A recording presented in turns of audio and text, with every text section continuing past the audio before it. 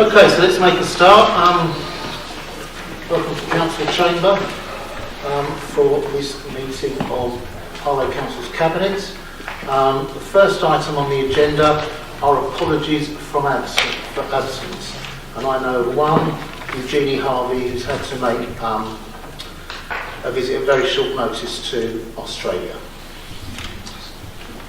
Declarations of interest. I have one. My declaration is that I have a non-pecuniary interest in item 9A by virtue of being on the board of the Youth Concern Trust, which is a recipient of grant aid as a result of Councillor Harvey's delegated decision. This meeting is only being asked to note that action, and having taken advice from the monitoring officer, I intend to remain in the meeting for that item unless specific matters related to that grant are raised by members. Councillor Carter. Thank you, Chair. Although not a member of this committee, my mere presence in the room, if you come to discuss item 13, by virtue of the fact that I have a pecuniary interest in a solely subsidiary of the council, I will have to leave the room. Or something on that line. I've forgotten it. I can't find the actual wording, but I will find it. I think we understand your interest. Thank you. So let's consider the minutes of the last Cabinet meeting, pages 4 to 7. Is that an accurate reflection of the meeting? Great. Good. Any matters arising from the minutes of the last meeting?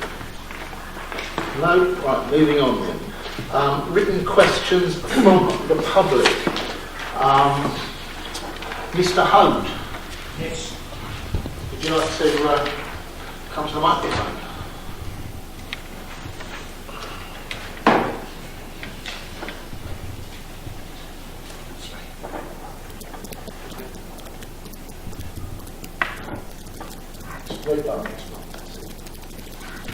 Sorry about that. At the council meeting on the 28th of February 2019, the opposition proposed that their alternative budget for 2019-20, this included that the council should encourage paperless billing of council tax. In the discussion that followed, you said that this was not possible to do because of some act of Parliament. In the paperwork I received for the 2019-20 council tax bill, there was a statement that one could receive a paperless bill. Can one receive a paperless bill? Yes, it is possible for residents to move to paperless billing for their council tax, thus avoiding the need to print and post paper bills to households. To be able to do this, however, residents liable for council tax must first sign up to the council's online account facility via the council's website to access their council tax bill online. The annual bill or any subsequent revised bills issued during the year will be posted to their online account, and the resident will be advised via an email alert that their bill is ready to view. If a customer has registered for an online account and paperless billing, then they still have the right to receive a paper copy of the bill should they require one. As part of the legal recovery processes, if a customer is registered online for paperless billing but has failed to access their online bill, then the council must ensure that a paper copy of the bill has been sent to the resident prior to the commencement of legal recovery action. Do you want a supplementary? Yes. I am not very happy in agreeing to paperless billing if I'm not allowed to enjoy a saving, which most people that offer e-billing do. Will the council consider introducing a scheme that offered a slight saving for those that wished to go down the line of paperless billing? Okay, your comments are noted, Mr. Hode. I understand that there was a meeting of the Housing Standards Board where this matter was raised and that you attended last week, and we are considering all options. Thank you.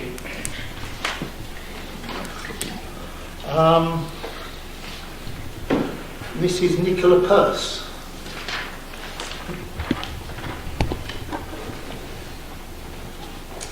Evening. I have a question. I understand that council holds several funds for Church Langley that have been left by the developers. Can you tell me how much this is and the purpose of those funds? Councillor Daniels. Yes, thank you. Yes, it's quite correct. The council does hold a number of funds which were established during the payments made to the council. These stem from a collection of various planning and individual estate grounds maintenance agreements negotiated with the 15 or so separate house builders and the master planner involved in the planning and delivery of Church Langley development. The major element of the infrastructure funds represents a fixed purpose trust fund attached to a covenant for the council to undertake specific landscaping maintenance for an indefinite time period. The infrastructure fund has been subjected to previous reviews involving council officers and Church Langley councillors. As a result of those reviews, it was agreed that the infrastructure agreement exists to cover the woodlands, footpaths, play areas and associated landscape areas. This would be to ensure that the woodland is maintained in accordance with good practice to keep landscaped areas mowed and free from rubbish and weeds, and at least once every planting season replace diseased or dead shrubs, plants or trees with similar ones. But can be substituted, for example, on heath, on health and safety grounds. To maintain footpaths or play areas for which any machinery or apparatus on the same should be maintained for 15 years. At the 31st of March 2018, the balance of the relevant funds remained at approximately £430,000 and is openly reported in the Council's annual accounts and the annual budget reports as part of this disclosure of information relating to our reserves.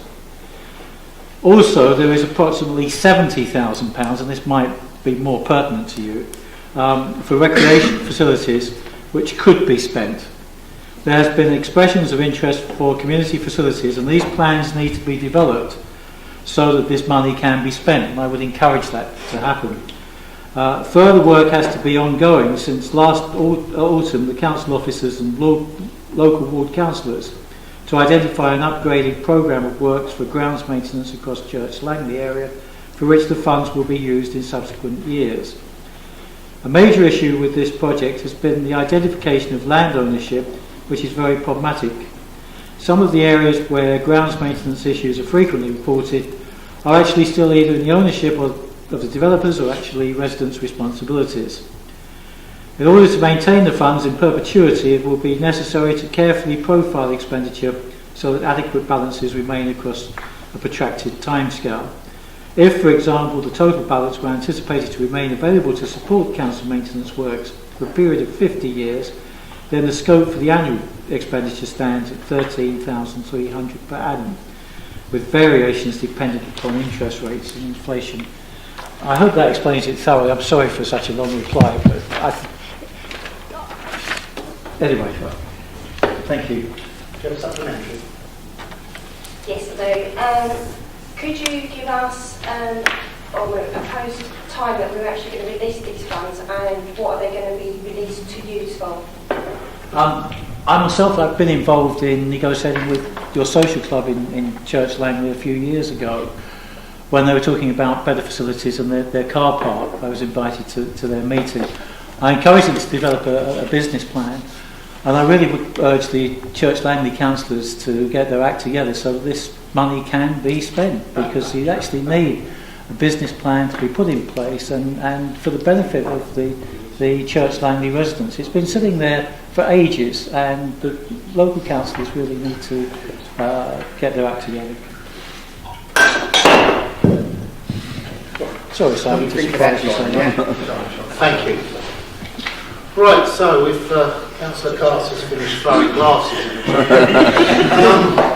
let's move on to item 7A, a petition, and I believe the petitioner is Mr. Adam Cochrane.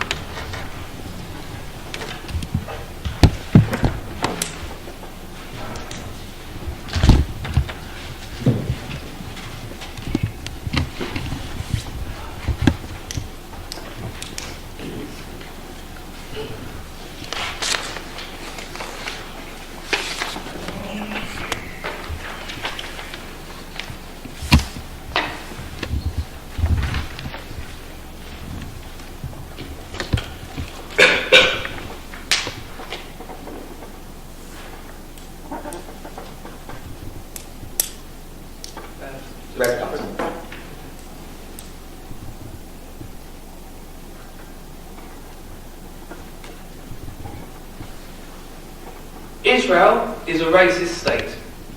It's a racist state because my Jewish friend Rebecca, who has never been to Israel, has... Point of order. Whoa, whoa, whoa. Excuse me, I must intervene here. You cannot have that sort of language in the council chamber in a public meeting. It may or may not be your view, but I don't think it's one that we actually wish to hear in this meeting. I'm going to have to start my time again, I'm afraid.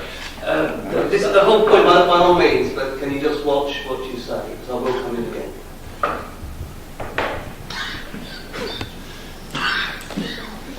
It's a bit difficult to talk about the IHRA definition if I can't use the words that it restricts. That's the whole point, isn't it?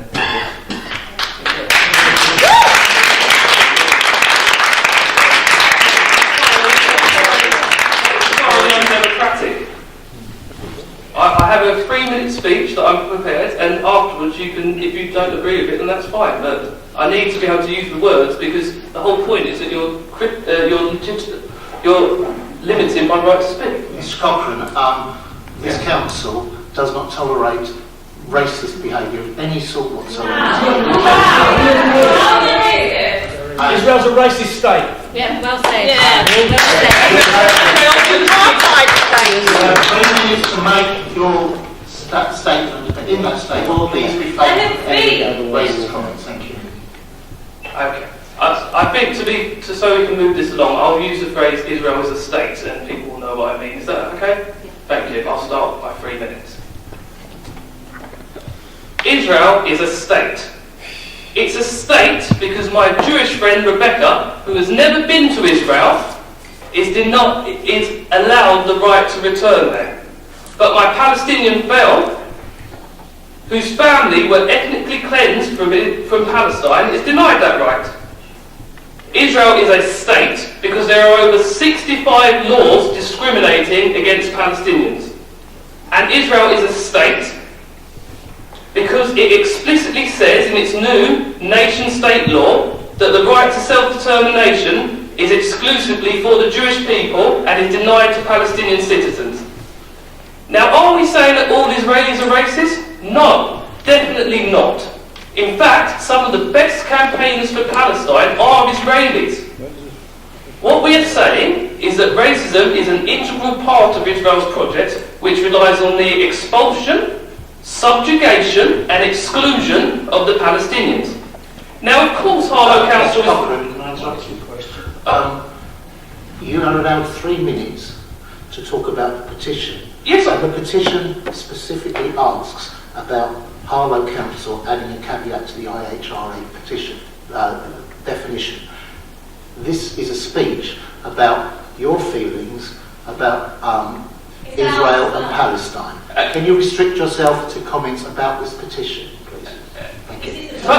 Wait. Funnily enough, the next line is going to go on to exactly that. It's just hard when you're constantly interrupted. I thought we lived in a democracy. Sorry about that. Now, Harlow Council is of course free to disagree with us. But what you're not free to do is call us anti-Semitic for challenging Israel's racism. The campaign against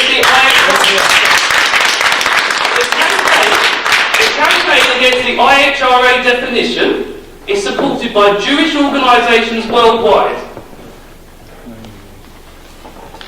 We have a statement here from 40 Jewish groups which condemns the IHRA. They say, we urge our governments, municipalities, universities and other institutions to reject the IHRA definition.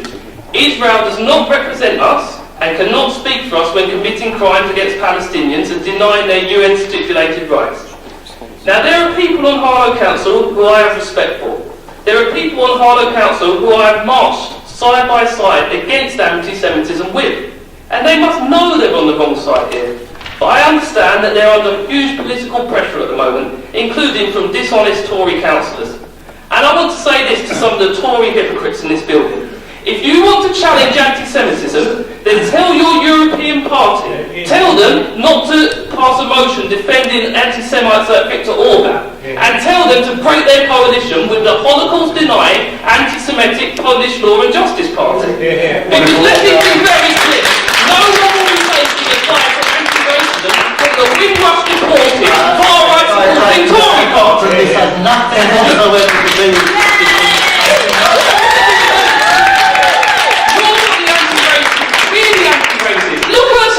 black, white, old, young, Christian, Muslim, Jew, standing together against racism. We're the anti-racist.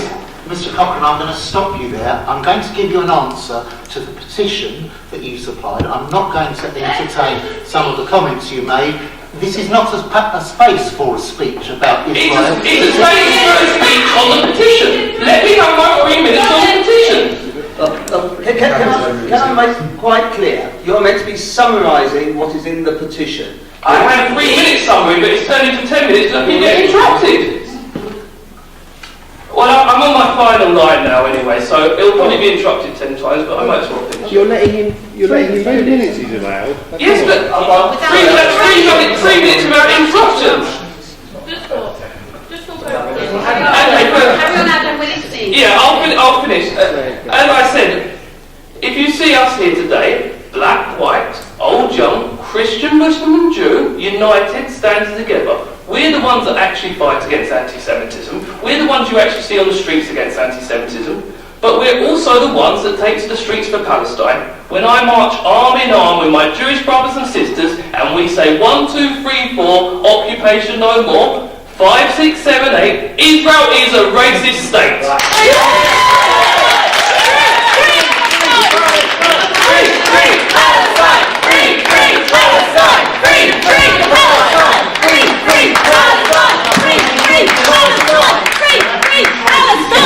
You can either let me respond to the petition, and I'll be responding to the petition, but if we have this sort of behaviour, I'll have to ask you to leave the chamber. Thank you. I do have a response. I won't interrupt you while you're responding, unlike you did to me. Mr. Cochrane, if you interrupt me, I'll ask you to leave. Thank you for your petition.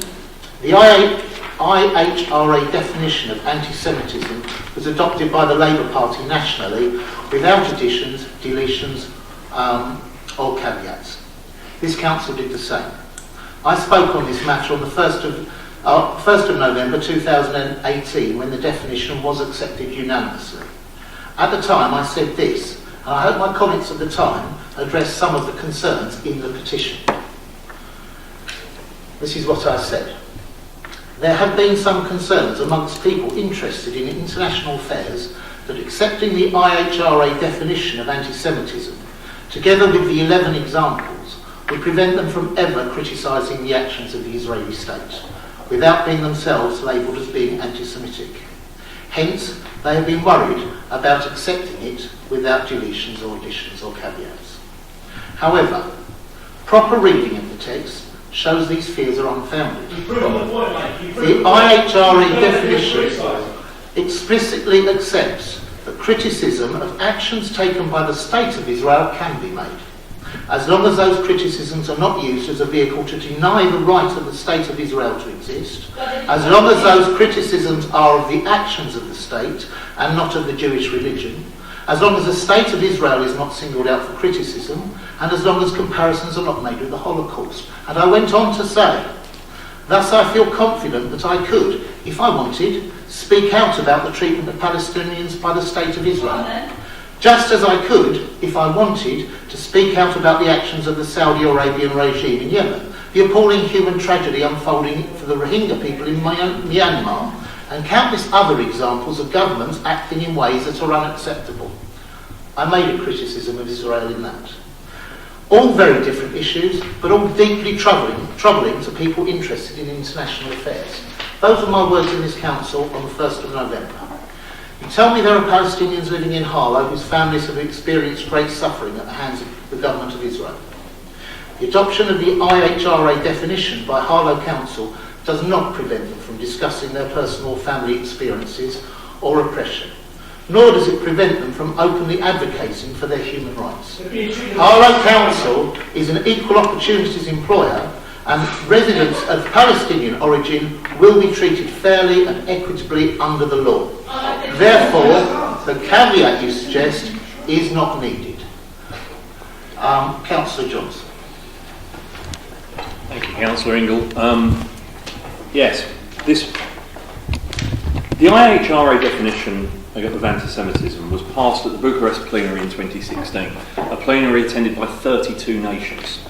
Since then, 17 nations and the European Union have all signed up to the definition, uncaveated and unamended.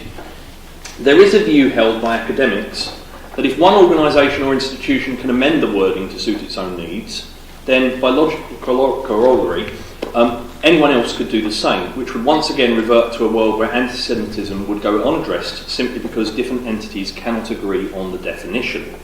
Therefore, this council adopted it in its natural state. As the leader of the council has pointed out, that does not stop people voicing fair criticism, and he's already outlined the ways in which that can be done. However, you see, this is where it gets ridiculous, because actually the problems in the Middle East require level-headed debate. And what we saw tonight was shouting and screaming and racist accusations of racist.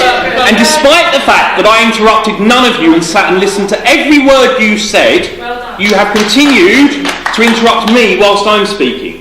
And this is just an example, I believe, of the far left on the march in this town that needs to be dealt with. The IHRA definition should not be caveated in any way. I'm very pleased that this council passed it in its uncaveated form, and I reject the need for it to be caveated further or any amendment that is made by suggestion of this petition tonight. I thank you for bringing the petition. I was very happy to listen to what you had to say. It's a shame you weren't happy to listen to what I had to say in response. Thank you. So, a very brief summary. Harlow Council, whether you like it or not, whether you want to shout me down, is an equal opportunities employer. The petition specifically spoke about fears about not getting equal treatment. If there are any suggestions that you would like to bring to my attention of Palestinians being unfairly treated because of their race or their religion or any other reason that falls foul of the equal opportunities legislation, please bring it to me and I will act upon it.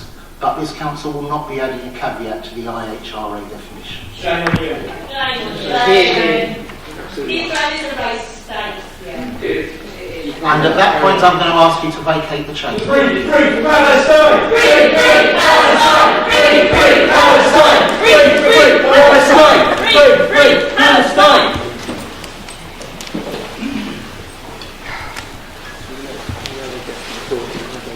Shame on you. Shame on you.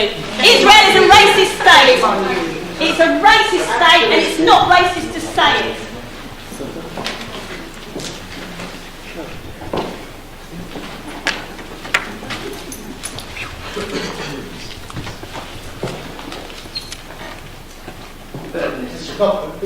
Sorry, button on the before you go. And don't forget your clock. No, that's ours. That's your clock. Thank you. Fair. Shame. Right. So, can we move on to item 8, the forward plan, which is on pages 8 to 16 of your pack. Just give me a moment to find it. There we are. Any questions or comments on that? Councillor Carter. Thank you, Chair. Page 13, we have the award of telecoms management contract with Harlow Science Park. It's not the kind of contract we see very often. I'm just wondering whether it's just to do with the property that we're building at the moment, or indeed the entire estate, and what the nature of the contract will be? Sponge? Yeah, it is I think it's a first for Harlow Council to award a contract of this nature. It's probably the first time we've been involved in a development of this scale. The contracts will be awarded for the whole of the science park, not just the building that we are constructing. Given that Harlow Council has funded and owns the telecommunications infrastructure on the Harlow Science Park, we have the ability to operate our own telecoms service and to provide a service to all of the occupiers on the site. I would hope in due course that the council will receive some income from that in later years. The way that we phrase the tender documentation is for bidders to provide information about how they would share profits with the council. Certainly in the early years I would expect that to be probably nil because of the large upfront capital investment the provider will have to make, but in later years we would expect some income to come back to the council because of our ownership of the infrastructure. Thank you. Very good. Councillor Charles? Thank you, Chair. Page 14, the homelessness strategy. I would just encourage, given that councillors of all different colours are involved in different charities in the town that support people who are sadly homeless or have very difficult circumstances in their life, that this is brought forward. I think that this would bring cross-party appeal, given the interest across the board on this. And I would just encourage the council to try and bring forward work on the homelessness strategy and in fact consider whether or not there could be a cross-party group of councillors to look at some of the subjects, purely around the themes. Obviously people have noted the work that has been ongoing with charities across the town. So I very much hope that this could be done in the spirit of cross-party working because there's such an interest across the board. Thank you, Councillor Charles. Thank you, Chair. In response to that, welcome comments. I'd like to say this just won't be a homelessness strategy. For the first time ever, this is going to be a homelessness and rough sleepers strategy. It's going to be the first time ever. That's the reason for the delay in putting forward plan, because it has to go out for consultation. Amongst that consultation, I've been speaking with officers obviously on this subject quite a lot, as you can imagine, over the last couple of years. We are going to be doing some workshops with all our partners. I have asked the officers to include a workshop with all 33 members to be invited. So cross-party, all members can put their views on homeless and rough sleeping and the way forward. And before it comes back to the Cabinet, that workshop will take place with all members. Thank you, Councillor Ingle. I009889, the Public Space Protection Order. I'm aware, obviously, that the Cabinet member isn't able to be here today, but perhaps Jane Greer would be able to ask, or someone can get me a written response. I've raised it before, but when that Public Space Protection Order for the town centre comes back, will it be amended to take on board the concerns that the police and others have raised about aggressive begging within the town centre? Well, first of all, the reason it's being delayed is because we didn't have very many responses. And in fact, we went back out, and I've got some numbers here that you might be interested in. In the first phase of the consultation, we had 4 web responses, 1 written response from the police that you mentioned, and some Facebook posts. Going out a second time and being more proactive in seeking responses, it elicited 53 web feedbacks, 54 street consultations, and many Facebook posts. It's difficult to assess how many because people reply and they go off thread, of course. We will be considering all of those responses.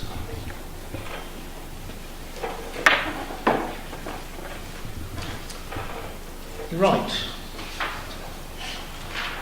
So, do we have to note the forward plan? Are we happy to note the forward plan? Agreed. Noted, yeah. Thank you. And let's move on to item 9. Recent decisions taken by the portfolio holders in this case. 9A is a decision taken by Councillor Harvey, the portfolio holder for community and wellbeing, to do with partnership grants made by the council, and B is a decision taken by the portfolio holder for regeneration, Councillor Strachan, to do with some tree planting in the town square. There are a couple of amendments to the first one, you're quite right, 9A. So if we go to page 18, I'll alert you to those. A couple of unfortunate typos, but we need to correct that. If we look at the second recipient on page 18, it's the Michael Roberts Charitable Trust, not the Martin Roberts Charitable Trust. And the third item is integration support services, not integrated support services. Are we happy to note those two decisions? Noted. Thank you. Now then, on to item 10, the joint finance... There's a second decision. I did mention them both. Yes. I said, are we happy to note them both? We haven't asked for any questions or comments. Thank you. That was the point at which I expected you to say something. I was busy annotating the correction. On page 19, about the planting in the market square, yes. It refers to a minimum of 5 trees and funding up to £50,000, which suggests you could be spending up to £10,000 per tree. I'm sure that's not actually the case, and there might be some slightly better parameters. But if you leave it like that, you could be in for some very expensive trees. I didn't actually hear a question in that. Are you seriously planning on spending £10,000 on a tree in the market square? Councillor Strachan. It's a bit more complicated than the tree. But the cost of replanting the red pots is a very, very similar price. And then on top of that, as you pointed out, the factor of actually, if you look at any planting that we've done over the years, including the red pots, other containers of some sort, the trees die because of the cost of the non-grade maintenance, which has never been factored in. So actually, when you factor in that on top of actually filling out the pots, the cost is the same. Whereas actually where we put trees in, it just isn't, we would pull it out of thin air either. Where you put trees into the ground and the way they're put in, apart from original watering in, they don't need any particular on-ground maintenance. The trees that we're particularly looking at are silver birches, which, as anybody who works in London and some major cities know, that the plant being planted everywhere. One, because maintenance is minimal, and actually they're really, really good for the environment. They just suck the carbon dioxide out of the air. So that's what we're looking at, and that's just, once we've got some trees in, there are other avenues to actually get in other trees with a lot less cost. And also, obviously the streets in the environment is a lot prettier than big red pots. Good. Noted? Thank you. Right, so let's move on then. Item 10, revisited Joint Finance Performance Report, Quarter 3, 2018 to 19, which is pages 21 to 39. So moved, Chair. And I'm seconding it. Thank you. Good control, Chair, of the service budget. We said it was going to be tight. If you actually look at the actual documentation of actual controlled expenditure. But of course the government has suddenly come in, out of the blue, given, I suppose, the chaotic nature of a government that barely functions.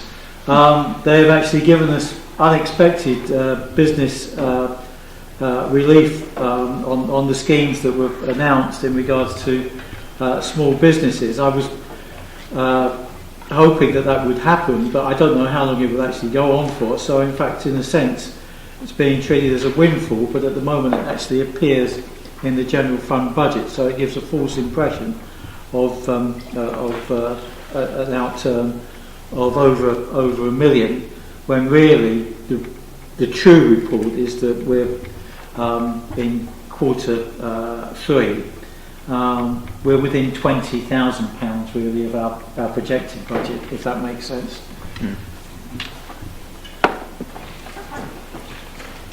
Questions? Councillor John. Thank you, Chair. Page 23, section 9, when the report looks at significant risks and opportunities.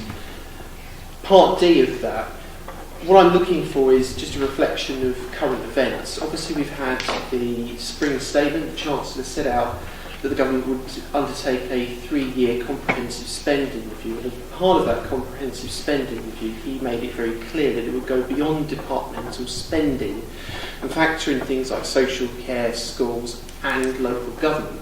So I very much hope that the Council recognises, alongside the government's commitment to set out its views on capital spending in that 3-year envelope, that we see this as an opportunity and where the Council can actually lobby as part of the comprehensive spending review for us to obviously get our fair share of that. I see that as a distinct opportunity and the Council should view that in that light.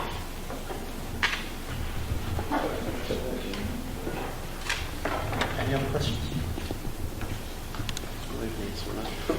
Thank you, Chair. I return to one of my usual themes on the financial reports, and that's recommendation A1, representing 0.03% of the gross general fund budget. The 0.3% actually refers to the gross expenditure for the year ending 31st of March 2018. The budget figure is, as I've said before, is what is agreed at the council in February. So the statement is not strictly accurate.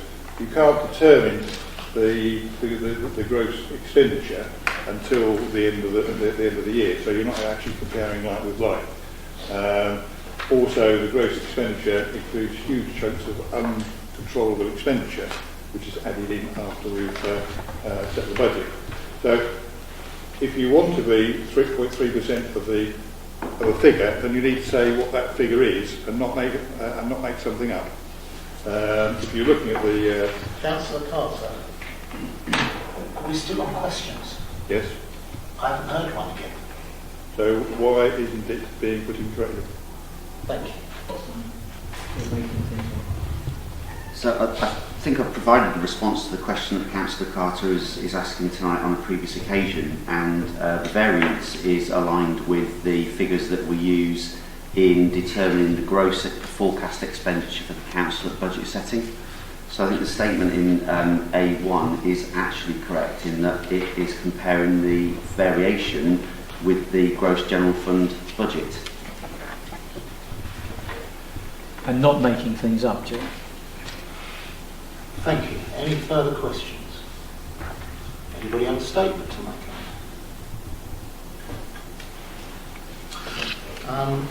Well, I'm going to say a few words. I just want to draw the Cabinet's attention to a few points here.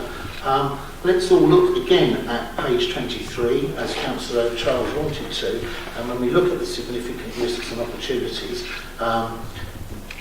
it's good of him to point out opportunities, but look at the risks.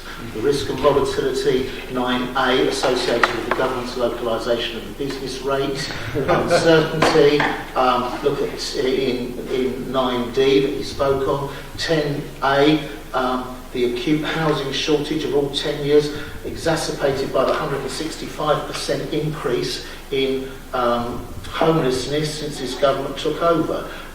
Look, all of the significant risks, almost all of the significant risks that this council is having to deal with are being caused by a Tory government which is frankly so tied up in trying to heal its own rifts that they're not doing very much governing. However, let's move on at some of the good news.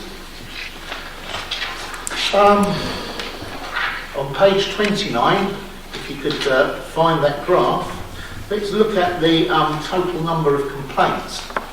The total number of complaints has gone down to 35, which is the lowest reported since October of 2016.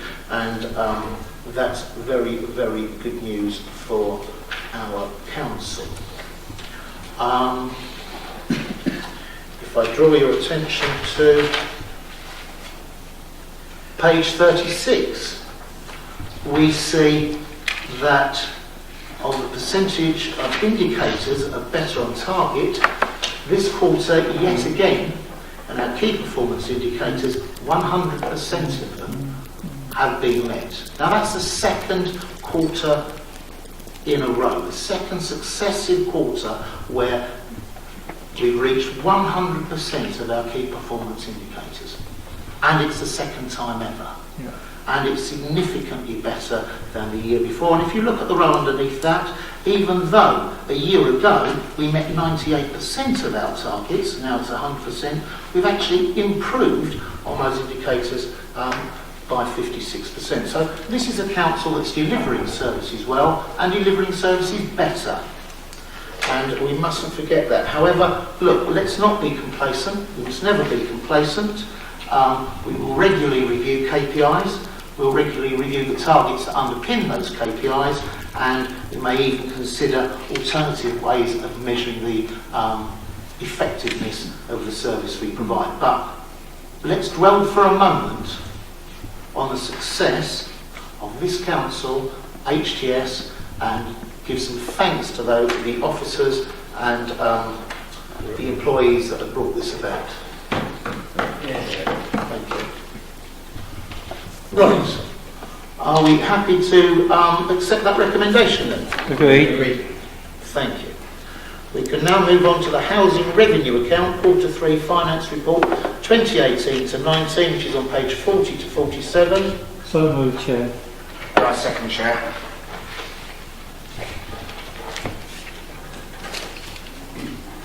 Any Councillor Danvers, do you want to say something? Fine, Chair. Any questions? Unless it's necessary at the end.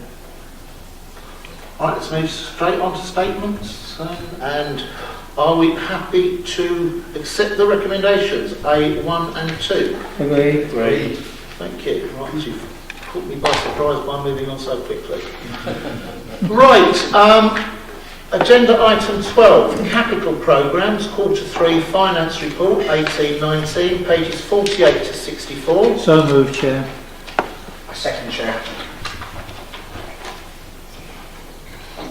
Councillor Danvers, do you want to say anything? Well, only briefly, Chair. The housing capital programme includes work which continues to deliver significant investment for the building on the decent home standards, as one would build on, wouldn't one? Improving energy efficiency, addressing issues of compliance, and maintaining the programme of disabled adaptations to council dwellings. Other than that, Chair, I think once again I've answered any questions.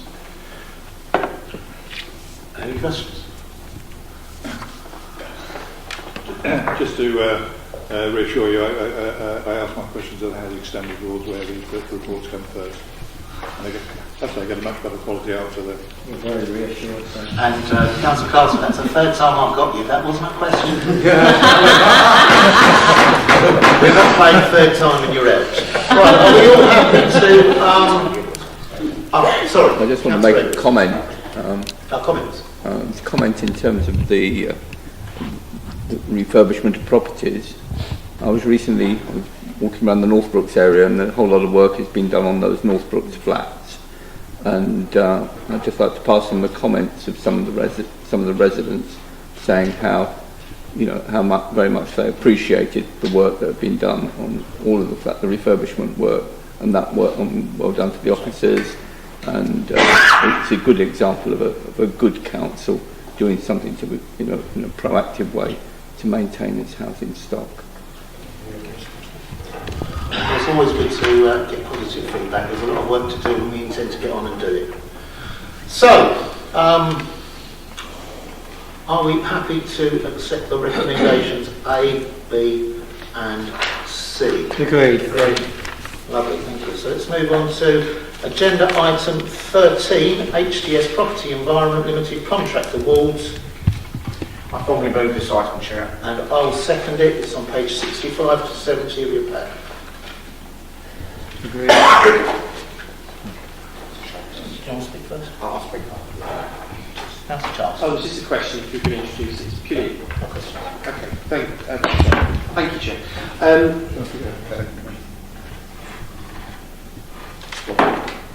If we're going to discuss the finances of HTS, yes. If we're not, no.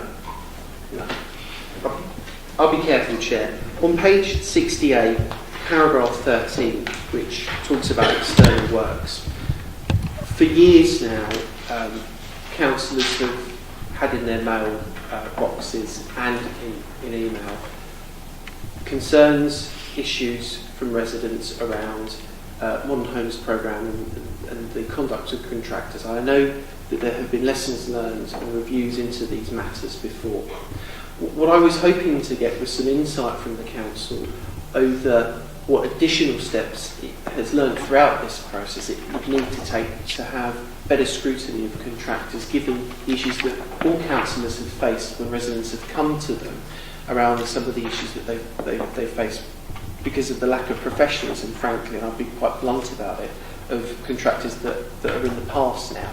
I think it's important to look at that history and for the council to recognise how it can go forward and look at these matters, particularly around the Modern Homes programme, because I, as a councillor, have faced a number of complaints from residents that have been taken up over the course of years. I think it's something that we need to take on board and reflect on. Thank you, Chair. The Council, and particularly the Housing Department, regularly review performance of contractors. It's done in a very rigorous manner.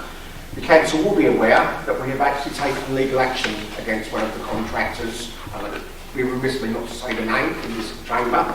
That's how seriously we take the standard and level what we expect from contractors in delivering decent homes.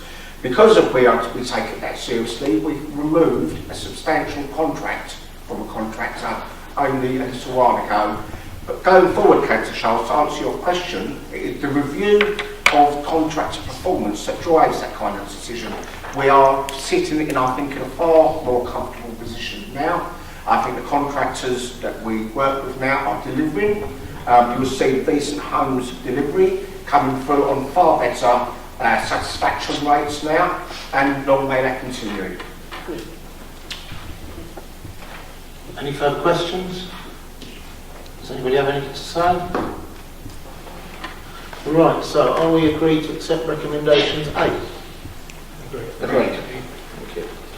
So now let's move on to agenda item 14A, communications from committees, working groups, parties and panels, and A is a referral from the Scrutiny Committee, a review of the impact of permitted development. I'd like to move this, Chair. And I'll second it, Chair. First of all, I would seek the patience of my colleagues in moving an amendment to the recommendations, which is brought about by things I'll explain later, but it's to include in A, the recommendation to include the town centre as defined by the red line around the area of action plan. So, with that addition, that is now the new recommendation.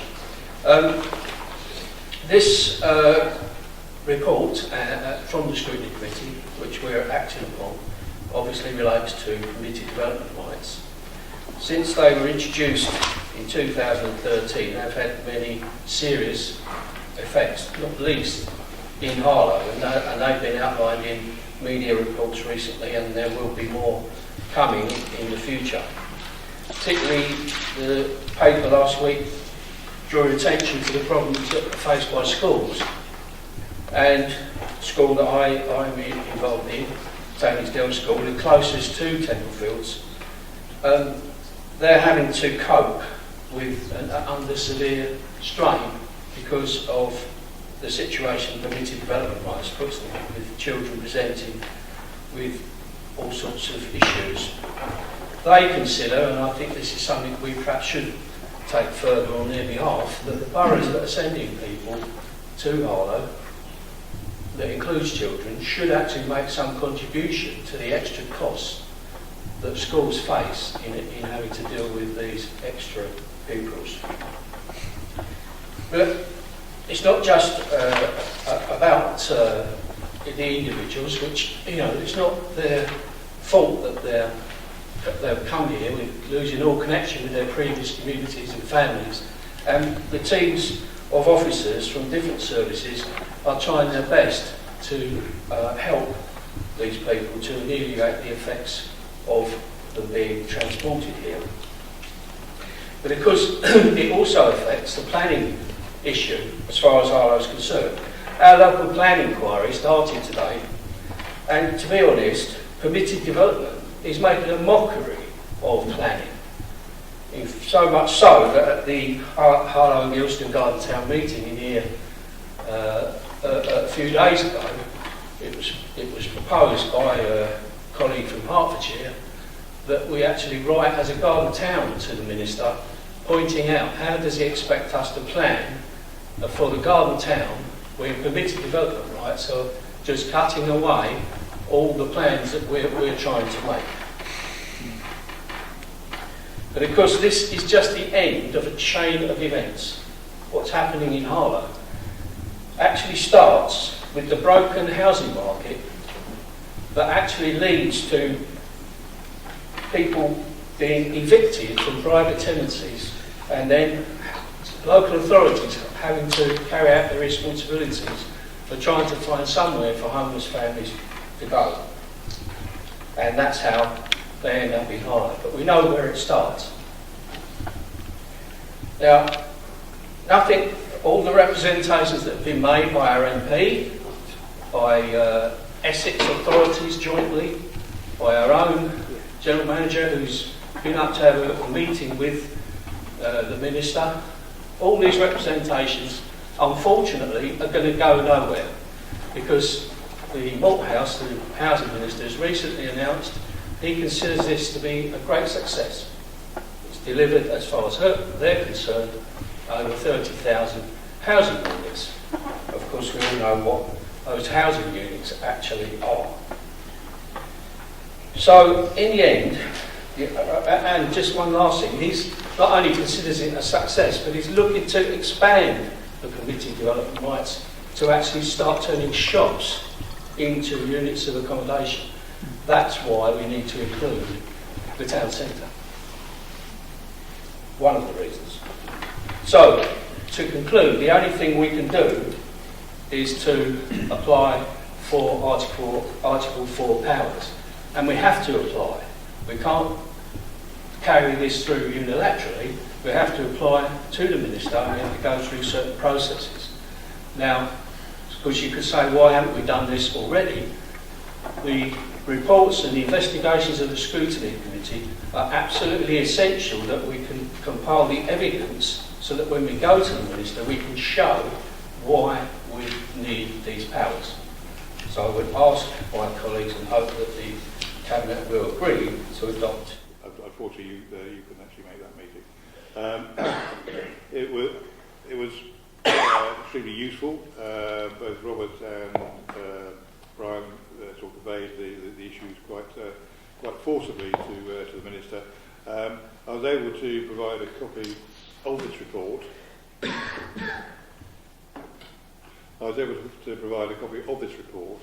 With the excellent Schedule 2 listing, as Councillor Burton said, the pressures on this council for which it has has few direct responsibilities.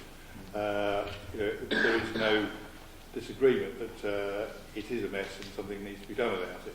And clearly, were we voting, we would support the Article 4 directive. Obviously, the Minister couldn't say anything about the Schedule 4 because he won't be making a decision in due course. But certainly, we were able to lobby and explain what the problems were. Yes, there is a broken housing market. It's been developing over the last 30 years. As no government of any complexion has built enough houses, and it's just been a growing problem. There's no reason to say that we have to put up with it. obviously those on the boroughs having to refer their people here just don't have the accommodation themselves. But it can, it can and should be handled better. The local authorities who are transferring should actually contact us or contact us and Essex beforehand to say where there are people in need or in needs are coming and what provision there should be. The Managing Director has written to London boroughs pointing this out to them, and we were told that those who didn't respond, who don't talk to us when they're sending people, didn't reply to his letter either, which will suggest that the Labour-controlled London boroughs just don't care about their people or about us. But as I say, it was a very useful meeting, very successful, and obviously support the Article Directive. Councillor Johnson. Thank you, Councillor Ingle. I've always been very clear where I stand on this permitted development. I think a loophole within the law when it was passed that was designed to support northern industrial cities to reclaim some of their industrial wasteland into much needed housing has been abused by developers around the outskirts of London and abused by many London boroughs in effectively dumping residents just outside of London in councils like our own. I've also always been very proud to say that I'm not just a party man, and I will always criticise my party where I think they are in the wrong, and I've been on the record a number of times in these cabinet meetings and others where I said I think the government needs to do something to deal with this. I was pleased to hear that the Managing Director on behalf of the Council along with the MP met with the Minister, and the feedback that I've got is that that was a very positive meeting. This opposition group is very happy to support you, although we don't have a vote here tonight, is very happy to support you in seeking the Article 4 direction to help solve this situation in Harlow. If it would be of assistance, I'm quite happy to sign a joint letter with you again, as we've done on a number of different issues, to highlight to government that there is cross-party support on this, and this is not just one administration party having this argument. Again, I'm sure Robert Halfon would be willing to sign something with you as well. This is an issue that needs dealing with in the town.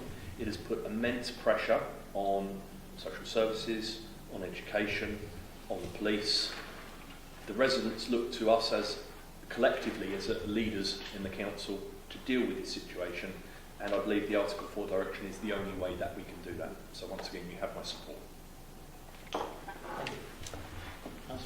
Well, I agree with everything that's been said, Chair. I think we should place on record our thanks to members of the local community, like the head teacher of Tannisdale School, who actually was brave enough to go on record to actually, had national publicity over it, to actually expose the iniquities of this new system that the government seems to have invented so it can tick boxes. And the ultimate solution, in my opinion, would actually be to make sure that we go back, as we used to have, up until Thatcher did away with them, of controlled rents, controlled tenancies, and people not just being evicted willy-nilly. So people actually have decent tenancies for a long period of time. People actually have controlled rents and can go to tribunals, and then they will not be knocking at the door, normally of the poorest authorities in London, to actually try and find accommodation from whatever source it's going to come. So yes, there is a solution. It's a political solution. The government has taken the easy way of actually converting offices, and now we hear the new bright idea is to actually convert shops. I assume that the first and second floors and boardwalk and so on will be next on the eyes of these unscrupulous developers who charge a fortune in rents and don't care about people actually living in substandard accommodation. Councillor Mullen. It's very rare that you agree with everything that's been said in the room from both sides, and it actually makes me quite proud to be a Harlow councillor to have complete agreement in this room. Can I just put on record my thanks for officers and members of the scrutiny committee actually who compiled this report. It really does show that actually these committees can make a difference, and they do punch some weight when they write good reports like this. And if it can lead to evidence, probably Article 4 is really good to hear, so thank you. Right, I'm going to add a few comments before I turn to Councillor Burton, and it falls to me to disagree with something that Councillor Johnson said. You said you thought this was a poorly thought out piece of legislation, and it may well have been. The effect has been extremely damaging. Let me thank Councillor Carter and our Managing Director for going to see James Brokenshire, the Minister, and for their meeting with him and presenting the concerns on behalf of Harlow. I was unable to attend a hospital appointment with my daughter, rather got in the way. My concern, though, is that you met the Minister on Monday the 11th of March. On the 12th of March, I was again in Westminster at a meeting of the all-party parliamentary group on new towns, when a policy wonk, whose name I can't remember, but very much in the ear of James Brokenshire, was congratulating himself and the government on the success of permitted development, and talking about, as Councillor Danvers said, how they intend to expand permitted development to include old shop sites. Now, if it were a mistake and it had unintended consequences, and now they have been made aware of those unintended consequences, I cannot for the life of me see why they intend to expand it. Let's hope that the Minister heard, and let's hope that the policy wonk was out of date. Things will change, because this is a real problem. This is a real problem for the people who are relocated without family support networks, people who are relocated without this proper infrastructure being provided for them, without schooling being provided for them by the council of their origination. It's a real problem for existing Harlow residents and their children whose schools become overcrowded. This is a real problem that needs to be addressed. So I do thank you for your support. I'm concerned about what I heard on the 12th of March. Councillor Purden. Yeah, well, I just want to emphasise the common view here is not just held in this chamber, but in fact is held by all councils in all parts of the country. I meet colleagues from East Herts, from Hertfordshire, from Essex. All the authorities in Essex wrote jointly. It seems like everybody except the government accepts that this has got to stop. But unfortunately, as has been said, they're going to expand it. And I cannot understand why they seem oblivious to what everybody involved in local government thinks is what should happen, which is that it should stop. Just to make sure everybody understands, this isn't a straightforward process. If we adopt this tonight, which I'm sure we will, this resolution, we have to consult these people for 6 weeks. We have to consult these very developers who are causing the problem to ask them what they think. I'm sure they're not going to agree with us, but also there's the possibility in the future we might even have to pay them compensation for lost profits. So, are we happy to accept the recommendation A? Agreed. As amended. Thank you. As amended. Right, so item 14B, a referral from the Cabinet Overview Working Group, Community Engagement Strategy, pages 85 to 103. I'm moving that. Agreed. Seconding that. Any questions? Councillor Charles. Chair, on page 99 and I recognise this is the final report on the engagement strategy. Page 99, there's a table, circular table, that talks about the different, in effect, stakeholders as part of the engagement plan. Is it the Council's intention to adopt a segmented approach, outlining the different ways it will engage with the groups that it's identified in the chart.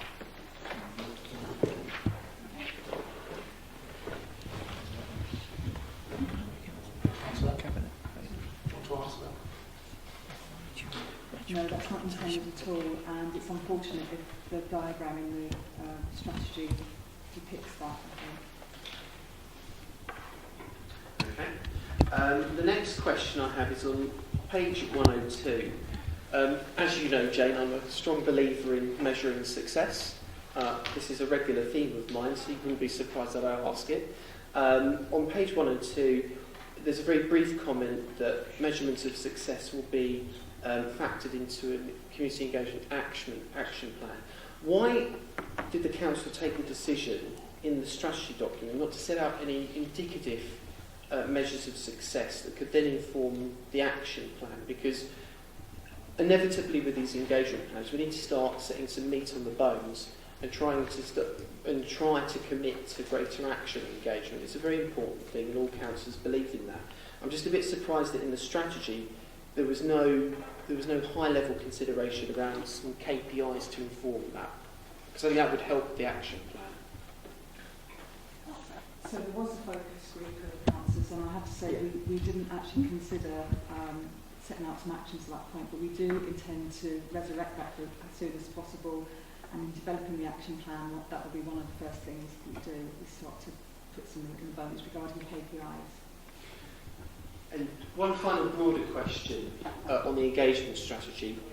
How is the council going to amend its approach in a positive way to be more reactive? Because of course social media now is very quick and rapid. There are other channels that are emerging, but we've also got to recognise the traditional forms of communication that certain generations rely on, and that's very important. But what considerations is the council given to improving its response to when someone posts a picture of a broken fence, how the communications will flow with that individual resident? Because all local authorities are wrestling with the fact that they need to be more responsive in a digital age where social media is so prevalent. So I think it's a case of keeping the strategy under review. So we expect for this to be rolled out across all staff. We'll have a key point of contact within the council, which hasn't happened till now. And I think it's a case that we're close to sharing best practice and just, as I say, keeping the strategy under review and our action plan under review at all times. Any other questions? Comments? Good. Okay. Are we happy to accept recommendation A? Agreed. Good. So let's move on to agenda item 14C, which is a referral from the Scrutiny Committee improving the provision of bus services in Harlow, pages 104 to 110. Chair, I'd like to move the recommendations in this report. And I'll second it. This is another issue on which every council I meet, whatever colour, actually agrees that the present system isn't working.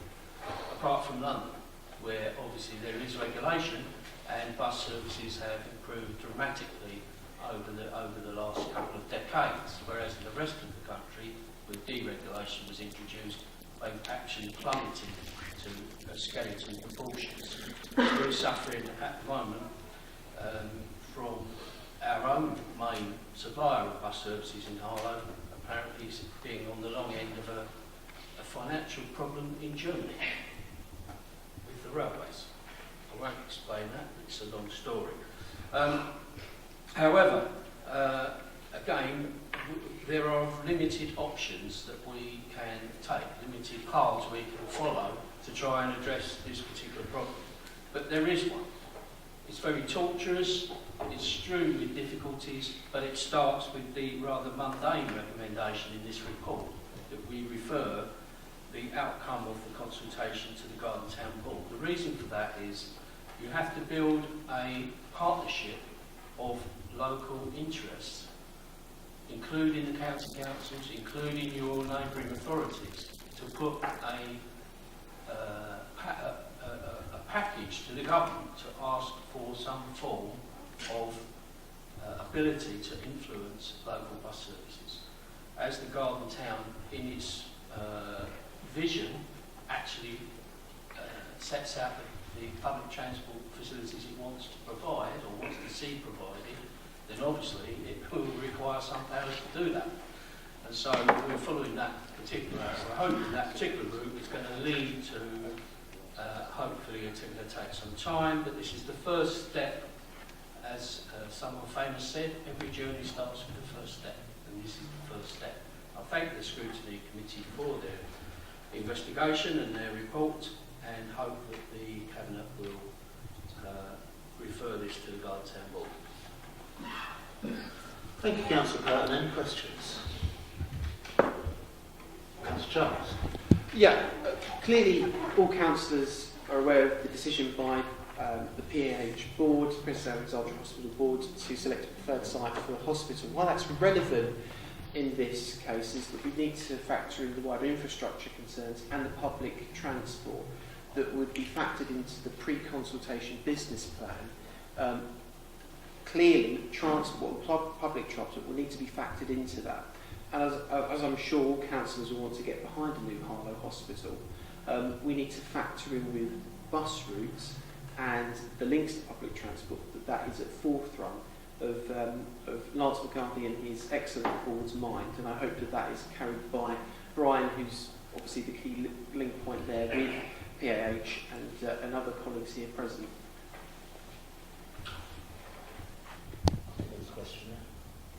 I'd just like to reassure everybody that when I talk to Lance and his team, particularly about their preferred site, first thing I say is you've got to make sure everybody can get there. Accessibility is the issue.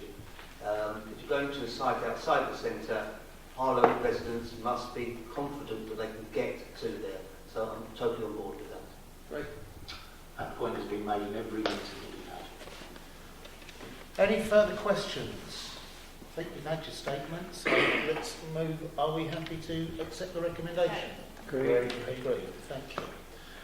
So, there are no minutes from the panels or working groups, I understand, and there are no matters of urgent business, so I'll call this meeting to a close. Thank you to the public for attending. Thank you, councillors and officers.